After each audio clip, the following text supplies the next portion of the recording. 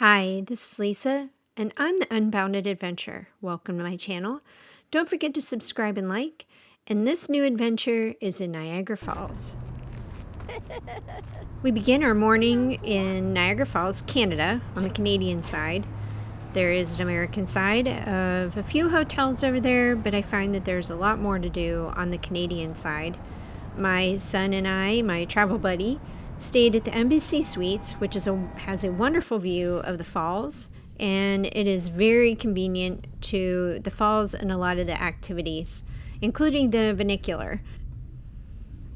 The funicular is the Niagara Falls Incline Railway.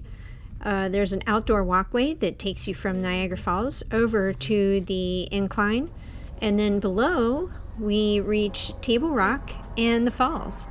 It's just really great, convenient. It saves a lot of time to be so close to the falls and a lot of the activities. We happen to be at the falls during Thanksgiving, so November. It's 2022, and just to let you know, on if you're still worried about COVID restrictions, they had already been lifted.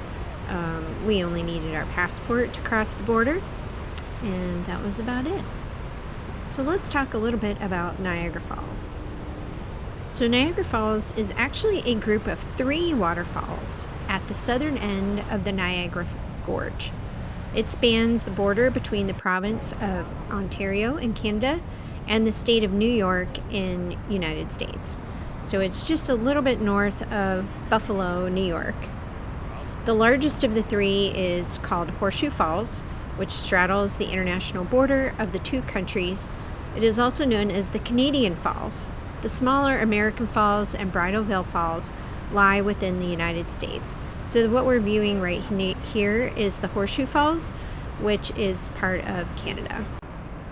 We were really surprised to see that the Niagara City Cruises was still running because the Maid of the Mist had already ended any of their boat cruises. So when we saw that it was running, we ran down there. So this is not how you should wear your cover up. So everybody gets one of these parkas, raincoats that you can wear.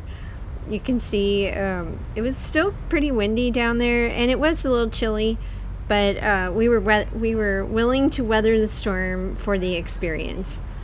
And you can see on the left-hand side is the American Falls that you see over there on the left.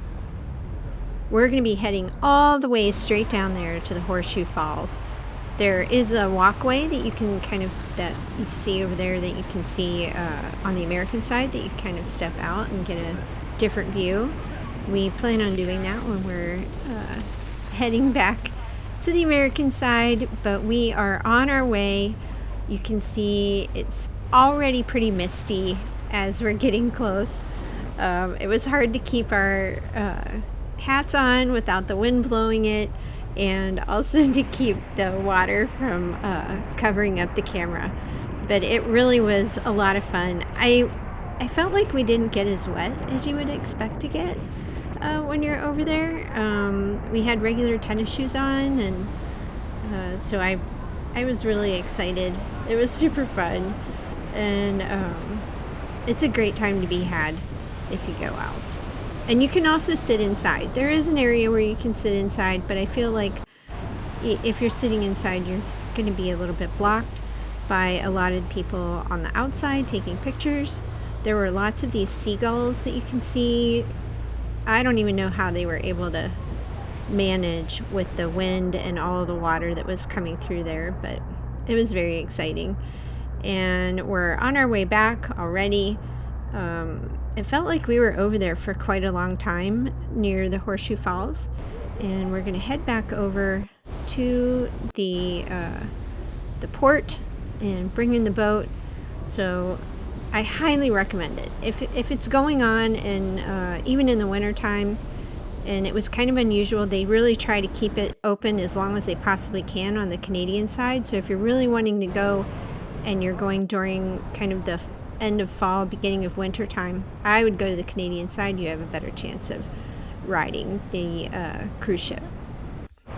So the area around Niagara Falls in Canada is called Queen Victoria Park.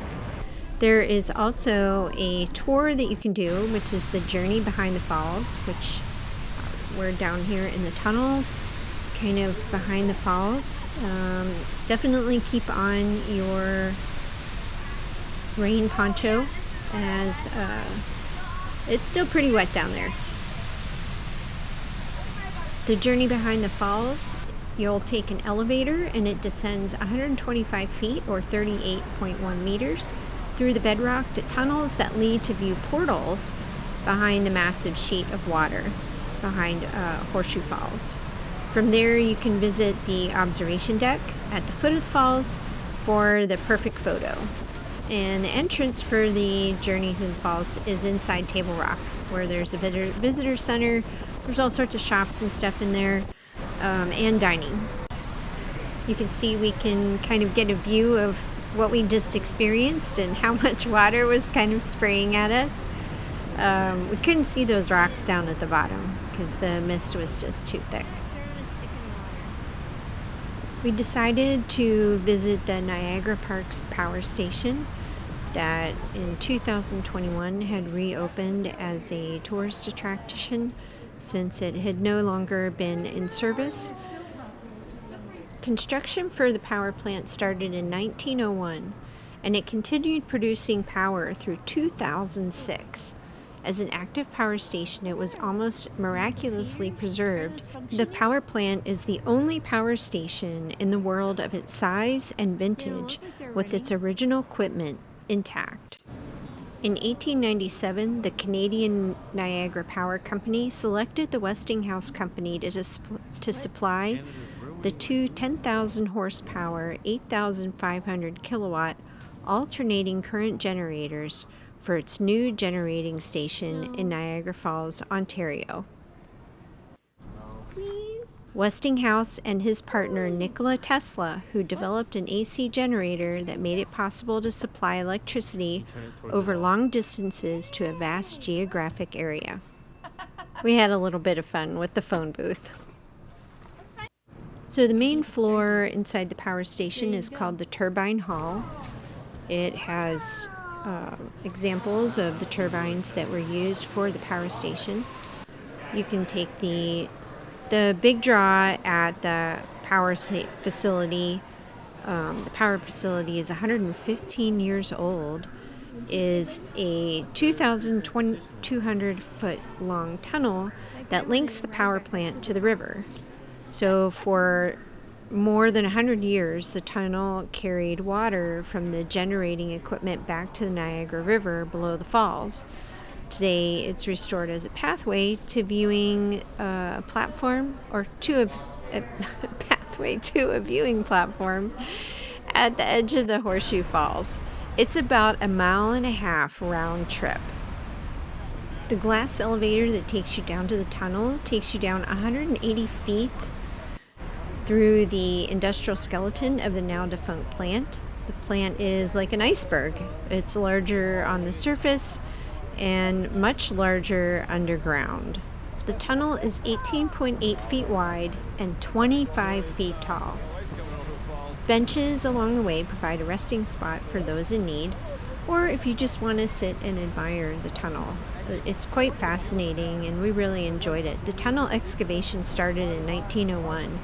That's just 16 years after the first car was invented and just 6 years after the first power tool came out.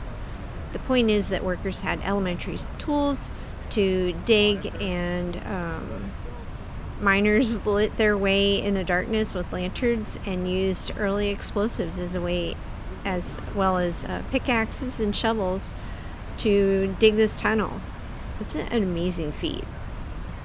And here we can see the Niagara City crews again. These are some of the tools that were actually used, the wrenches for the construction of the power plant. So while we were there during Christmas time, they had the Winterfest, the Winter Festival of Lights, and that runs usually from the beginning of November all the way through February. So it's quite a long period of time. and it runs for 40 nights. They have fireworks all 40 nights, so you get to see fireworks, which is kind of one of my favorite things to see and enjoy. And there's over 3 million lights on display throughout the city, and some you can enjoy from your hotel room, but it definitely is more fun. And I think there's just so much to see. I mean, you can't see all of it from your hotel room. I would definitely venture out, whether you're walking or even just driving in the car, to see a lot of them. There are some kind of driving areas, which is where I am here. At the beginning, there's a lake that you can drive around, and it's all lit up with all sorts of light displays. There's light displays all along the park. Of course, the falls themselves, the American side, and the Horseshoe Falls on the Canadian side are lit up throughout the night, and they change color all night long. But you can kind of get a taste from this picture of there's just so many lights. I mean, in the distance you can see there's more displays everywhere for the holidays. I just really enjoyed it. I just love how festive the area is, and there was just lots to see, and you could walk a lot of it, which made it nice to be outside in the outdoors and create a new adventure. Here we're at Unbounded Adventure, and we're all about being outside, enjoying where you are, and just kind of taking it all in. And so if you have a chance to get up to Niagara Falls area during that period of time, I mean, you got 40 days. You can totally do it. It's a really nice place to walk. The park, so there's kind of trails, like a walking path, all along the river there, and it goes for miles. So you can see people out there riding their bikes, not necessarily at this time of the year because it is kind of cold and they've had snow and ice at periodic times, but it really is a great walking city to walk around and enjoy the falls, but also the scenery and the skyline. So one of the days that we were there in Niagara Falls was a little bit rainy, so we went up to the Niagara Parks Butterfly Conservatory, and it features over 2,000 vibrant colored butterflies that are flying freely all around. There's lots of vegetation and trickling waterfalls. It's actually very pretty, and there's a lot more butterflies than I had anticipated. There were some people that were able to get the butterflies to land on their finger. They didn't seem much bothered by anybody that was there. But there are a lot of butterflies, and we really enjoyed it. So if you have a rainy day or like butterflies, I highly recommend it. So we did head over to as we went over back to the American side and went back to the U.S., we stopped at the Niagara Parks on the American side in New York. Obviously, it's not as big as the Horseshoe Falls over in Canada. The park isn't nearly as big, and because of the temperatures outside, and I guess because it had snowed like a week or two prior, they closed off a lot of the accessibility to view any of the falls. So a lot of the park was already closed, as well as the Maid of the Mist.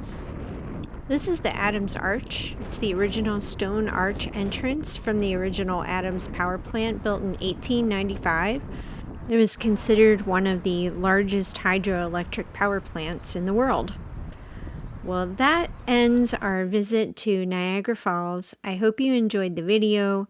I added a couple of pictures in here. That's a view from our hotel room. Thank you for visiting the channel, and I hope you have a great adventure in this wonderful world.